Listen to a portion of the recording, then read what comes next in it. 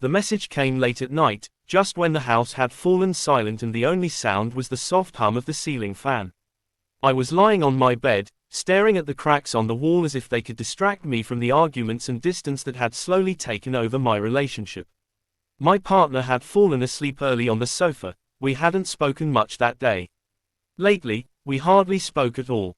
So when my phone buzzed and his name appeared on the screen, my neighbors, it felt strange enough to sit me up straight. He wrote only one line, "Are you awake? I need to talk to you. Can you come over?" No emojis, no explanation, just a simple request. But something beneath those words carried weight, something pulling me in before I even had time to question it. I stared at the message longer than needed, telling myself I should ignore it, that it was late, that I had no reason to leave the house at this hour. But emptiness does things to a person, opens doors where logic usually keeps them shut. I slipped on my sandals, quietly passed by the sofa where my partner slept, and stepped outside. The corridor between our apartments felt colder than usual, the dim light flickering softly above. His door opened before I even knocked, as if he had been waiting the whole time. He stepped back silently, letting me enter without a word. The inside of his house was warm but dim, lit only by a small lamp on his table. He never turned toward me fully. Everything about the moment was faceless, shadows, soft outlines, the back of his head as he walked to the living room. He sat on the edge of the couch and gestured for me to sit wherever I felt comfortable. I chose the chair opposite him, close enough to hear the quietness between us. For a few minutes, neither of us said anything. The silence wasn't uncomfortable, it was thick, meaningful, as if both of us were searching for a place to begin. He finally broke it with a slow breath, his hands clasped together tightly. "I didn't know who else to talk to tonight," he said. His voice was low, softer than usual, carrying a kind of vulnerability I had never heard from him. I leaned forward a little, curious yet cautious. "Is everything okay?" He shook his head slightly. "Not really. I've been feeling alone. More than I should. And I didn't want to sit with it tonight." The honesty in his words struck something inside me. Perhaps because I understood loneliness too well. Perhaps because hearing it from him made it feel heavier, more intimate. I nodded, unable to form a proper answer, afraid that whatever I said would reveal my own emotional cracks. He looked down at his hands, then up at me again. "You always seem calm, stable, like someone who listens." His voice wavered at the edges. I guess I needed that tonight. I didn't know how to respond. My partner hadn't told me anything like that in months. He used to. He used to come to me with every problem, every dream, every fear. But lately, it felt like we lived in different houses even when we were in the same room. "I'm not as calm as I look," I said gently. He gave a faint, sad laugh. "No one ever is." He stood and moved toward the kitchen, motioning with his hand. "Tea." I nodded again. He didn't ask how I liked it, somehow, he already knew. The familiarity startled me, made the room feel smaller. I watched the way he moved, quiet, deliberate, never turning fully toward me, always half lit, half hidden. It was strange how comforting that felt. When he handed me the cup, our fingers brushed lightly. It was accidental, brief, nothing meaningful on the surface. Yet it felt like a moment suspended in air longer than it should have been. Neither of us addressed it. Maybe we were both pretending it hadn't happened, or maybe we were pretending it meant nothing. We talked, slowly at first, then more openly, like two people who had been holding words inside for too long. He told me about the loneliness that crept up on him during long nights, about the silence in his home that tired him more than noise ever could.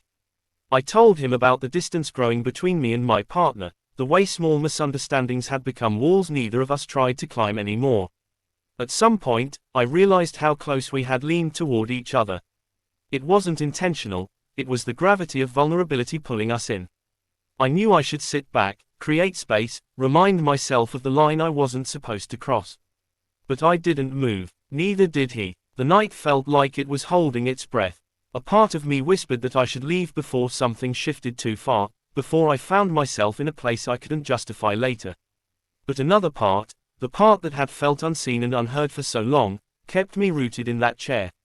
When he finally spoke again, his voice was barely above a whisper. "I'm glad you came." And in that moment, I knew something had already changed. I had crossed a boundary not with my actions, but with my heart. I should have left after that moment, after those quiet words that lingered between us longer than they should have. But instead, I stayed. Maybe I wanted to understand the feeling that had settled in my chest, or maybe I simply didn't want to return to a house that no longer felt like home. Whatever the reason, neither of us spoke of time, and the night continued without permission. He placed his cup on the table and shifted slightly, not closer, not farther, just enough to let me know he wasn't closing himself off. The lamp softened every corner of the room, casting shadows that moved gently when he did. I kept noticing small things, the way his fingers tapped against his knee, how his breathing slowed whenever the silence grew too deep. None of it showed his face, yet somehow I felt everything. "You know," he said quietly, "I don't usually talk this much." "You're not talking too much," I replied. "I think you needed this." He nodded, though his gaze stayed lowered. "I just don't let people in easily. But you." His voice drifted, as if he wasn't sure he should finish the sentence. I swallowed, suddenly aware of the tension rising again. "What about me?" He hesitated, then exhaled. "You feel familiar, safe, someone I can actually risk telling the truth to." The words shouldn't have meant as much as they did, but they hit deeper than I expected. I shifted in my seat, trying to hide the warmth rising in my chest, warmth that had no right to be there, not when I already belonged to someone else. "My partner used to say things like that," I murmured without thinking. Before everything got muted. His head lifted slightly, not fully turning toward me. "Muted, like someone turned the volume down on us," I said softly. "On everything we used to be. That happens when people stop listening," he said, almost too quickly. I looked at him, even though he kept himself in shadows. "Are you speaking from experience?" "Aren't we both?" he replied, and for the first time that night, a small sad smile passed between us, felt, not seen. The air shifted again. A quiet understanding settled in the room, fragile yet dangerous. It was the kind of understanding that made people do things they would question later. And I felt myself leaning into it, even though I knew better. He gestured subtly toward the seat beside him on the couch. Not a command, not even a suggestion, just an offering. A space, a choice. I stared at it for a moment longer than necessary, weighing everything at once, my loneliness, my guilt, my longing for connection, my desperate wish to be understood. I stood slowly and moved toward the couch.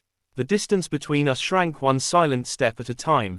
When I sat beside him, there was still space between us, but it felt thinner than air. He didn't look at me directly, he stared ahead, hands resting on his knees. "I didn't invite you to make things complicated," he said quietly. "I just didn't want to be alone tonight." His honesty disarmed me. "I know," I said. "And I didn't come here to complicate anything either." But even as I said it, I wasn't sure it was true anymore. The room felt warmer now. Or maybe I was the one who had changed temperature. He shifted slightly, and his knee brushed mine, lightly, unintentionally or maybe not. A small touch, so simple, yet it sent a quiet shock through me. I didn't pull back. I didn't even blink. He noticed. Of course he did. "You don't have to stay," he whispered. "I know. Then why are you still here?" I didn't have an answer. Or maybe I had too many. I looked down at my hands, remembering how they used to fit so comfortably in someone else's. That comfort had faded, replaced by routine, by indifference, by stale silence. "Because I don't want to run from everything anymore," I finally said. "Not tonight." He inhaled sharply, as if those words reached somewhere private inside him. A pause followed, long enough to hear the distant hum of a passing car, long enough to feel my heartbeat echo in my palms.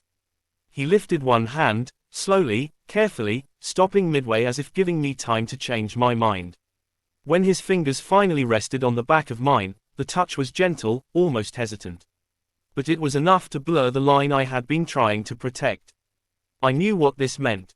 He knew what this meant. We weren't doing anything wrong in action, nothing physical, nothing irreversible. And yet somehow, this small connection felt like stepping into forbidden territory. Emotional infidelity, the kind that hurts more because it breaks from the inside. I should have pulled my hand away. I didn't. His thumb brushed lightly over my skin, a quiet confession neither of us dared to voice. And in that fragile, dangerous silence, everything between us changed again, softly, silently, and far past the point of pretending it didn't matter. His hand on mine felt like a moment suspended outside of time, as if the night itself had stopped to watch what we would do next. Nothing about his touch was forceful, if anything, it was too gentle, too careful, as though he feared breaking something fragile inside me. And maybe he was right. Something was breaking, or bending, or shifting into a shape I had spent months pretending I didn't need. I didn't look at him.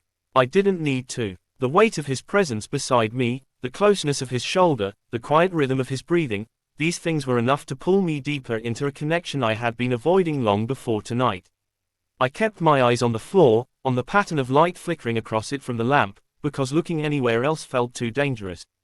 "You're thinking too much," he whispered. "Maybe," I said, my voice barely steady. "Maybe not enough." He let out a soft breath, the kind that carried both relief and hesitation. "I don't want to be a mistake for you." "You're not," I said quickly, too quickly. The mistake already happened long before I came here. He didn't argue, didn't question me, didn't ask for details. He just understood, and that understanding was the very thing that made my chest tighten. Emotional clarity can be heavier than guilt sometimes. He released my hand slowly, not pulling away out of rejection, but giving me space, space to decide, space to breathe, space to admit to myself where I truly was. But even with that space, the silence between us grew thicker. It wasn't uncomfortable, it was full of all the words we weren't brave enough to say. "You should go home soon," he said softly, though there was no conviction behind it. "I know," but neither of us moved. The lamp hummed faintly. A car passed outside, its light sliding across the window for a brief second. Everything felt like a signal, subtle, gentle reminders of the world continuing outside this small, fragile moment. "Does he know?" he asked after a long pause. "Know what?" "That you feel distant, alone." He hesitated on the last word, as if afraid it would echo too loudly. I closed my eyes for a moment. "I don't think he even sees it anymore." "And you?" he whispered. "Do you see it?" The question struck deeper than I expected. I opened my eyes but kept them fixed on my fingers, slowly curling and uncurling against my leg. "I think I've been pretending it wasn't real. Pretending we could go back to who we used to be." He nodded slowly. "Sometimes, something breaks quietly, with no sound, and you don't notice until the pieces cut you." His words weren't poetic, they were painfully sincere. I turned slightly toward him, still keeping part of his face hidden in the shadows, and for the first time that night, I allowed myself to acknowledge things I had pushed down for too long. "I didn't come here because I wanted to betray him," I said. "I came because I needed to feel something honest again." He exhaled, deeply. "And did you?" I swallowed. "Yes." He didn't reach for my hand again. He didn't move closer. He simply sat there, letting the truth settle between us, gentle, heavy, impossible to ignore. "I care about you," he said quietly, as if admitting it to the room instead of me. "More than I should." Part of me wanted to pretend I didn't hear it. Another part, the part that had felt invisible for months, clung to those words with dangerous gratitude. "I care about you too," I whispered. The truth sounded fragile coming out of my mouth, as though saying it too loudly might cause everything to fall apart. The clock on his wall ticked softly, reminding me of the time I had been avoiding. Eventually, I stood up, not because I wanted to leave, but because staying any longer felt like choosing a path I wasn't ready to walk. He stood too, a shadow in dim light, close enough that I could feel the warmth radiating off him but not close enough to touch. "Take care of yourself," he said quietly. "You too." We walked to the door in silence. His hand hovered for a moment, as if he wanted to reach out again but stopped himself. I hesitated too, long enough for the possibility of another moment, another confession, another emotional step too far. But the night held its breath one last time, and I stepped outside before anything else could happen. The hallway felt colder than it had earlier. I looked back once, but he had already turned away, disappearing into the soft glow of his living room. When I entered my own home, the lights were still off, the quiet unchanged. My partner was still asleep on the sofa, unaware of the night I had lived, the line I had crossed silently, the truth I was now carrying like a secret weight. As I stood there watching him breathe, I realized something painful. Infidelity wasn't always a touch, a kiss, or a physical betrayal. Sometimes it was a moment of being understood by someone else. Sometimes it was a hand you didn't pull away from. Sometimes it was simply choosing to stay in a place where your heart shouldn't linger. And tonight, my heart had lingered far too long.